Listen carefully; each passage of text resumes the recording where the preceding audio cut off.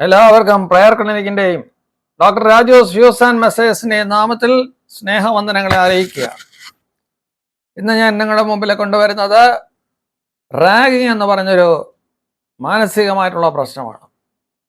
എന്ന് വെച്ചാൽ റാഗിങ് എന്ന് പറഞ്ഞാൽ മാനസിക രോഗമല്ല. പക്ഷെ അത് ചെയ്യപ്പെടുന്നതിനേക്കാൾ ചെയ്യുന്നവർക്ക് ചില മാനസിക പ്രശ്നങ്ങൾ കാണും.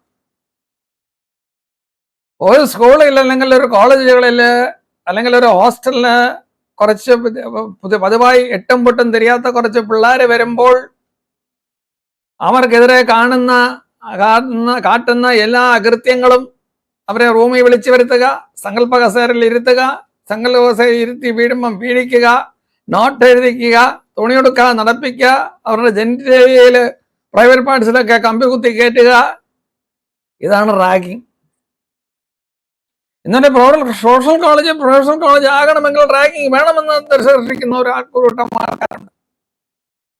ചിലർ പറയുന്നത് ഇതൊന്നുമല്ല, ഞങ്ങൾ റാഗ് ചെയ്തപ്പോൾ നിങ്ങളവിടെ പോയിരുന്നു, അതുകൊണ്ട് റാഗിങ് ഒന്നും തടുക്കാനൊന്നും നിങ്ങൾ ശ്രമിക്കണ്ട. ഞങ്ങൾ റാഗ് ചെയ്യും. റാഗ് ചെയ്തത് സീനിയർ വിദ്യാർത്ഥികളുടെ അവകാശം. എന്ത് അവകാശത്തെ കുറിച്ചാണ് പറയുന്നത്? മറ്റൊരാളുടെ ദേഹത്തിൽ തൊടാൻ അഭിമുഖിൽ തൊട്ടുകൊള്ളുക. പക്ഷെ അതിന് നിനക്ക് കഴിയത്തില്ല. ഇങ്ങനെ ബലം പ്രയോഗിച്ച് വേറുള്ളവരുടെ തുണിയൂരി ആക്രമിക്കുന്നത് എന്തവകാശം? എട്ടും പൊട്ടും തിരിയാതെ ആദ്യമായി എന്നും ആൾക്കാർ വരുമ്പോൾ എന്തവകാശം? അവർക്ക് എട്ടും പൊട്ടും അറിയത്തില്ല, അവർക്ക് സ്ഥലകാലങ്ങൾ അറിയത്തില്ല, അവർക്ക് കോളേജ് എന്താണെന്ന് അറിയത്തില്ല. അപ്പോഴത്തേക്ക് അവിടുത്തെ അവകാശം അത് അവകാശമല്ല, അതിനെ പറയുന്നത് തോന്നിവാസമെന്നാണ്. ചിലർ പറയുന്നു റാഗ് ചെയ്ത് ഒരു പരുവത്തിലാക്കിയേ പിള്ളേരെ എടുക്കാനായിട്ട് പറ്റത്തുള്ളൂ. എന്ത് റാഗിങ്? പിള്ളേരെ പരുവത്തിലാക്കാനായിട്ട് നിന്റെ അവകാശമൊന്നും വേണ്ട. കോളേജിന് ചേരുന്ന പരുവത്തിലാക്കി എടുക്കുക എന്നാണ് നീ പറയാൻ ആഗ്രഹമെങ്കിൽ തവരിസമിയാതെ അങ്ങനെ ആയിക്കൊള്ളും. നിങ്ങളതിൽ ഇടപെടണ്ട. കേടായത് കൊണ്ട് ഹോസ്റ്റൽ കാര്യങ്ങളെക്കുറിച്ച് ആണ് ഞാൻ ഈ പറഞ്ഞത്. കഴിഞ്ഞ കാലങ്ങളിൽ കേട്ട ഒരു ഹോസ്റ്റൽ കാര്യത്തെക്കുറിച്ചാണ് ഞാനിവിടെ പറഞ്ഞത്. കോട്ടയത്തിനടുത്ത് ഒരാളെ ചേട്ടാന്ന് വിളിക്കാത്തതിൻ്റെ പേരിൽ എതിർകക്ഷിയെ പീഡനത്തിനിരയാക്കി. എതിർ സംഘടനത്തിന് ബലമില്ലാത്തതാണ്, അവൻ്റെ കയ്യൂക്കില്ലാത്തതാണ് നിനക്ക് ചുമലക്കുവാൻ തോന്നുന്നത്.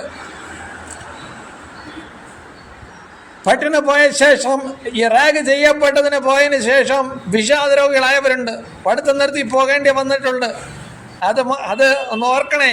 ചിലർ ആത്മഹത്യ ചെയ്തിട്ടുണ്ട്. ഇതെല്ലാമാണ് റാഗിങ്ങിൻ്റെ ആഫ്റ്റർ എഫക്റ്റ്. റാഗ് ചെയ്യാൻ വേണ്ടിയാണോ സ്കൂളിൽ പോകുന്നത്, ഹോസ്റ്റലിലേക്ക് വിടുന്നത്? സീനിയർ വിദ്യാർത്ഥികളുടെ രക്ഷിതാക്കൾ അത് ഓർക്കണം. പുതിയ വിദ്യാർത്ഥികളും അവരുടെ അടിമയില്ല, ആരുടെ അടിമയില്ല, അതിൻ്റെ ഉടമയും നിങ്ങളല്ല. നിങ്ങൾ പഠിക്കുവാൻ വന്നവർ പഠിച്ചിട്ട് പോകണം, പാച്ചാൻ വന്നവർ പാടിച്ചിട്ട് പോകണം. എന്ത് കാര്യം? നീ നിൻ്റെ കാര്യം നോക്കുക. നിന്നെ ചേട്ടാ വിളിക്കണോ വേണ്ടോ എന്നുള്ളത് അവർ നോക്കിക്കോളും. ചേട്ടാ വിളിക്കണോ ചേച്ചിന്ന് വിളിക്കണോ എന്നുള്ളത് അവരുടെ അവകാശമാണ്. സീനിയർ വിദ്യാർത്ഥികൾ അതിന് യോഗ്യതയുള്ളവരാണെങ്കിൽ അങ്ങനെ ചെയ്യും.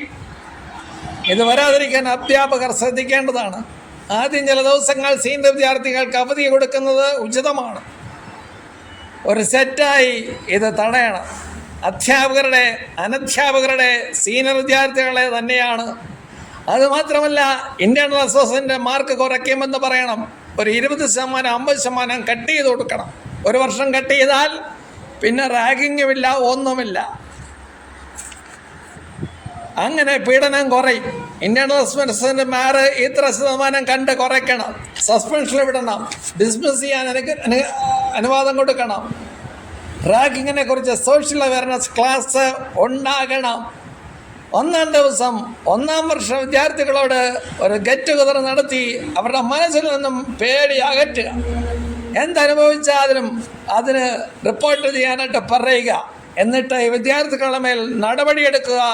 ഈ സാമൂഹിക പ്രശ്നങ്ങൾ മാറിക്കിട്ടും. Okay, thank you. Kindly share, comment, subscribe. Dr. Raju's views and messages.